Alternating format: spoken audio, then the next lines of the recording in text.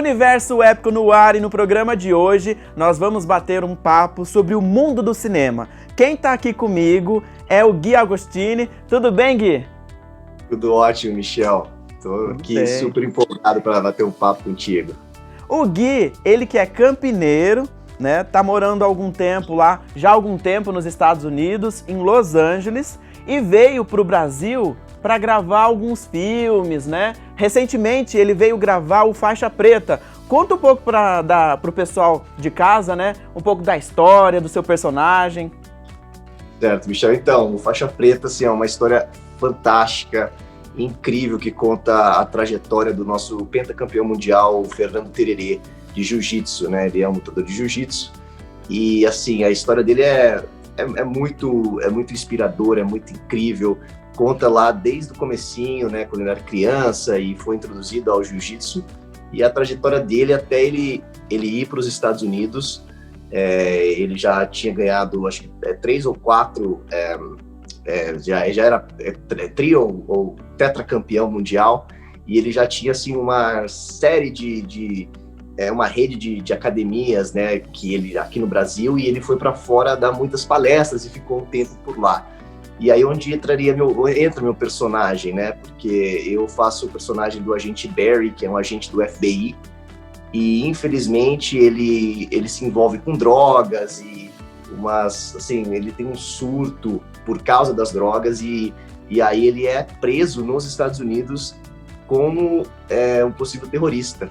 Então, assim, é muito incrível, é muito dramático, mas aí o final, graças a Deus, ele consegue, né, superar um pouco disso, e aí tem não vou contar muito a parte do final para o pessoal poder ver quando sair, mas é de muita inspiração. Eu tive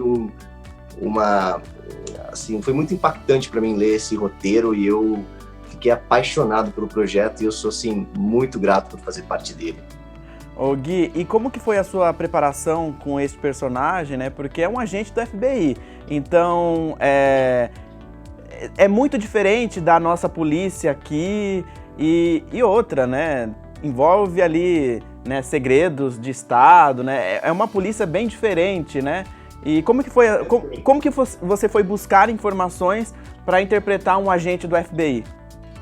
Então, Michel, eu comecei assim, né, com a nossa escola, faculdade virtual, que é o YouTube, entendeu? Eu fui buscar tudo que eu conseguia encontrar. Na verdade, eu fui no Google primeiro. O Google e o YouTube tá ali junto, né? Mas eu queria entender como que é o processo para se converter em um agente do FBI, né? Como que é o treinamento, na verdade, antes do treinamento, né? As provas que você tem que fazer, os testes, os exames, enfim.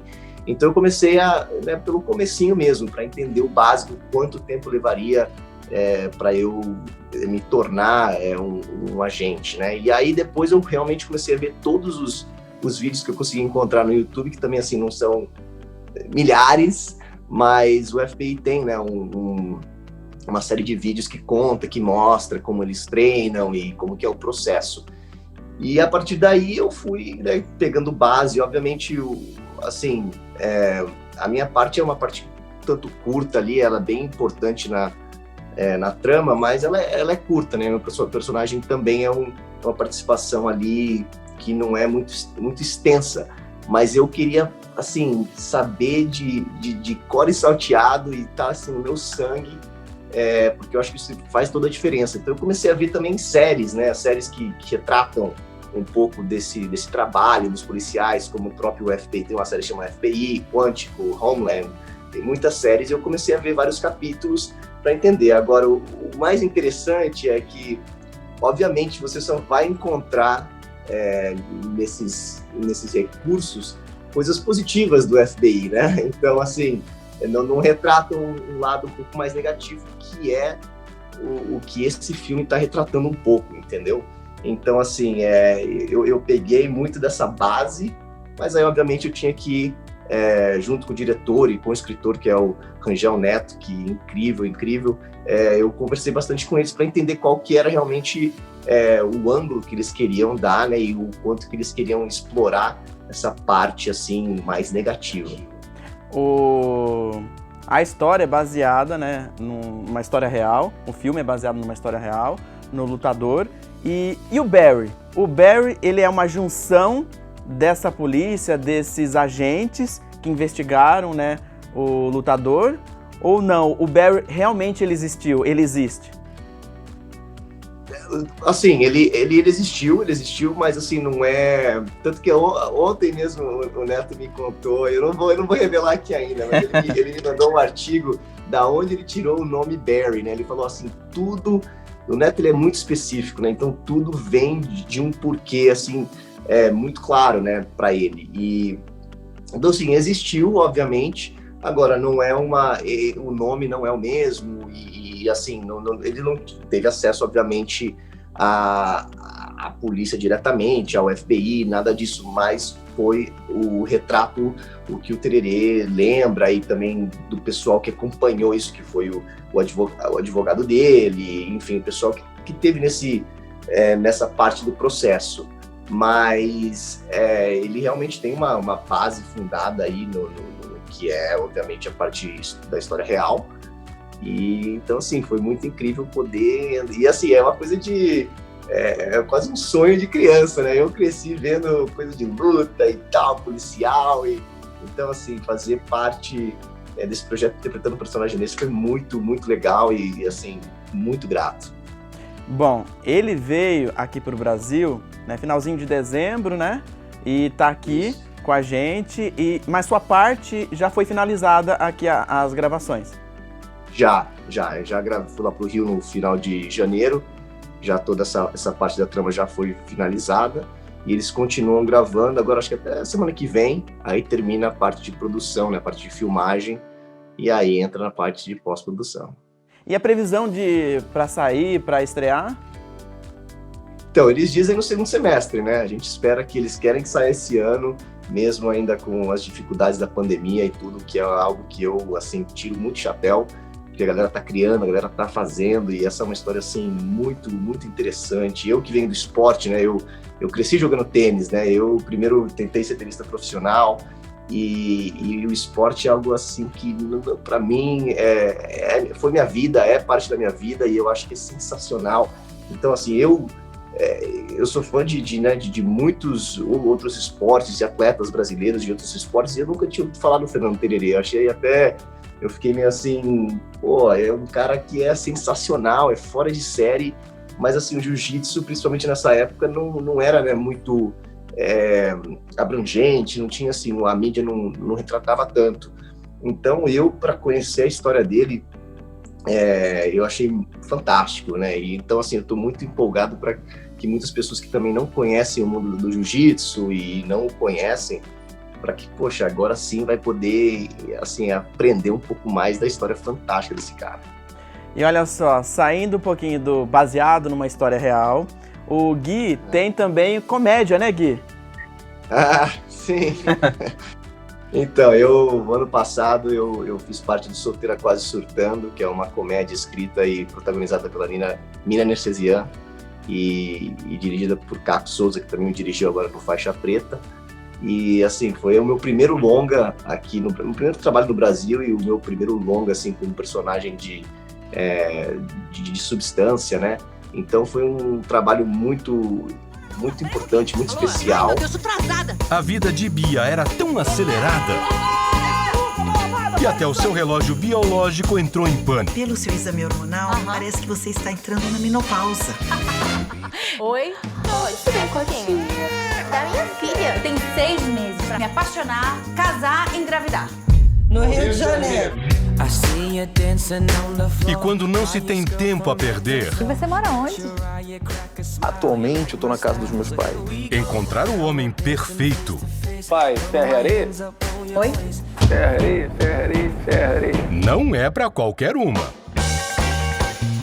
Oi, tia.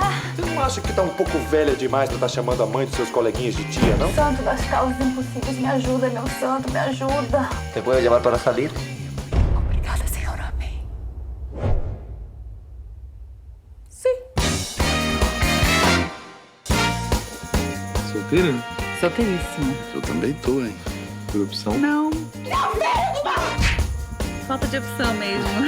Se esses caras pelo menos ligassem pra falar que não vão ligar, Eu estaria 10 quilos mais magra.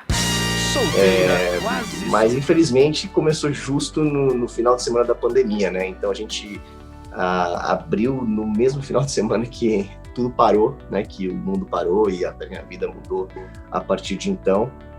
Mas foi uma experiência também muito incrível e que eu agora, pelo menos aí, tá passando no Now, tem umas plataformas digitais, tá no Telecine, então o pessoal pode acompanhar, porque é uma comédia que é bem bacana. Gui, mas além, né, de comédia, filmes, você também produz e dirige curtas, né? Eu sei que tem um curta seu bem premiado aí, né? Tem uns 10 prêmios, conquistou 10 prêmios. Conta um pouco pra gente desse curta, que tem outros também que até tem intenção de virar um longa, é isso? É isso mesmo, Michel. Eu já levo 7 anos criando muitos dos meus trabalhos e até hoje somente curtas, né? E eu fui muito abençoado de poder dirigir e atuar nesse curta que você está mencionando, que é o Roses Are Blind, que é baseado numa história real e foi premiado em mais de 15 festivais.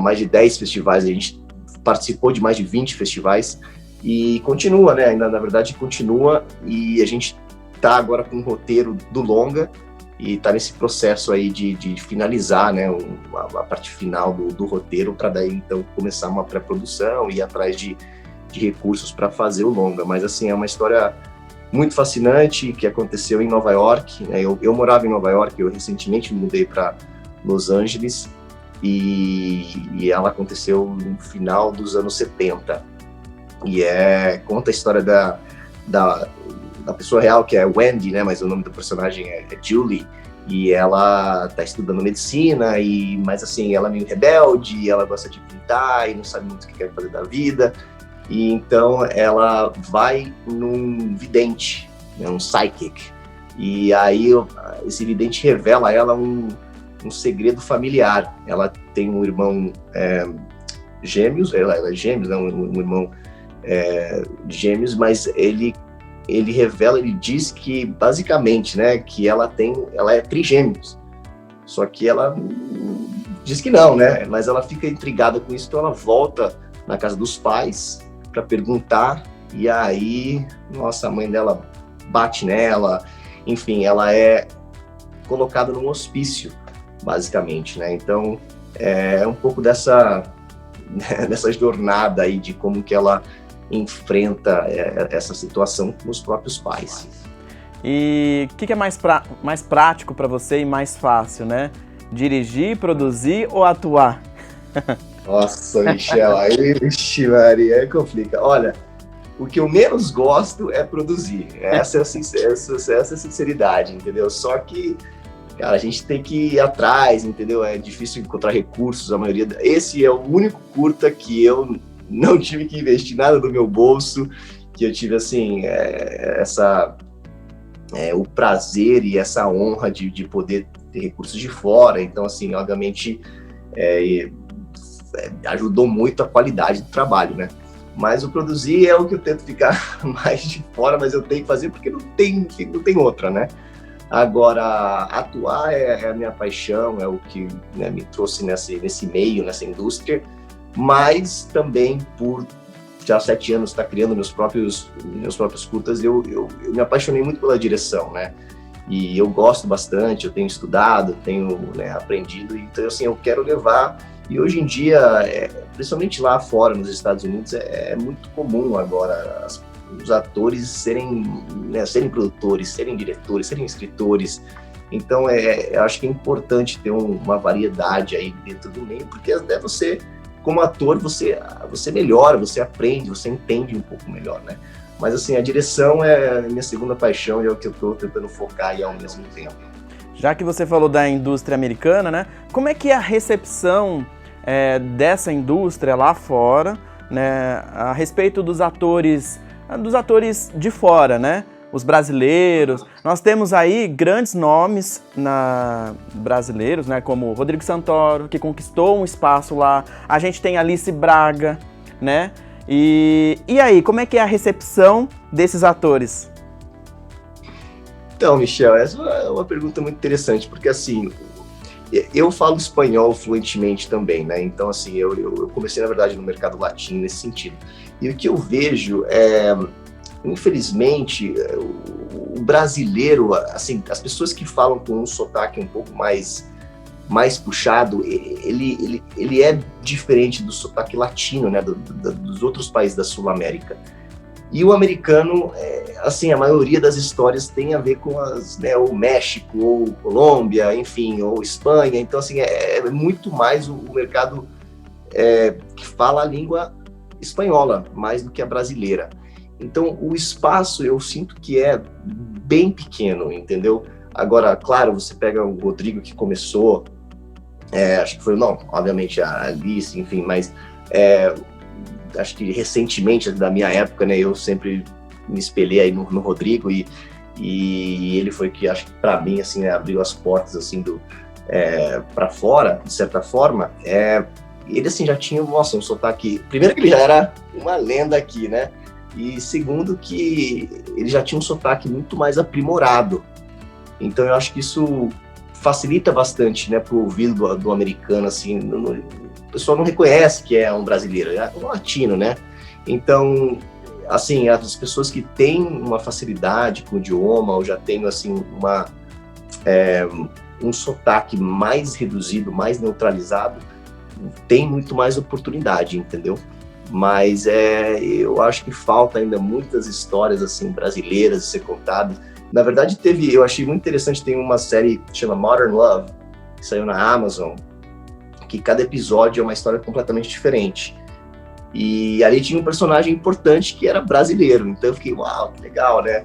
Assim, ter personagens que sejam brasileiros nessas histórias, nessas séries, e hoje, assim, com a diversidade que a gente tem, eu acho, assim, que falta e a gente tem que brigar por isso. A barreira, então, seria a língua, e aí, dessa indústria não colocar só naquela caixinha, ele é hispânico, latino, sul-americano, então aí essa língua, bom, vou colocar ele para interpretar esses personagens, né? A própria Alice, o último filme que ela fez recentemente, que chegou aqui no Brasil, né, foi Os Novos Mutantes. E aí deu para perceber de que, na verdade, ela não era uma personagem latina, hispânica, não, era uma personagem americano, né? Então era uma atriz brasileira interpretando ali uma americana. É isso que você está querendo dizer. Então essa barreira é a língua. Exatamente. Como ela tem muitos anos, né, de Estados Unidos, enfim, e de estar trabalhando nesse mercado, assim, é o que eu falo, o sotaque conta muito, eu acho que é o primordial. Então, se você tem a possibilidade e o talento, enfim, de fazer diversos sotaques, você vai abrir um leque de possibilidades de interpretar diferentes personagens, né? E se você puder fazer um personagem americano, é porque você tem, né, o domínio do idioma para poder botar numa produção desse nível, né? Super legal, Gui, adorei o nosso bate-papo, a produção já tá fazendo sinal que a gente tá estourando o tempo, né? Mas quando é legal é assim, a gente nem vê que passou o tempo, né? Passou muito rápido. Olha só, o pessoal de casa que gostou, né, do seu trabalho e quer acompanhar mais, né, as novidades, né, do seu trabalho, como é que faz? Tem aí Instagram, Facebook, Twitter, né? Como é que eles fazem para te acompanhar? É tudo @Gui Agustini, AGU, número 1. Twitter, Instagram, você vai me encontrar assim também no Facebook e até no meu canal YouTube, que aí eu tenho alguns vídeos dos meus trabalhos e tudo isso.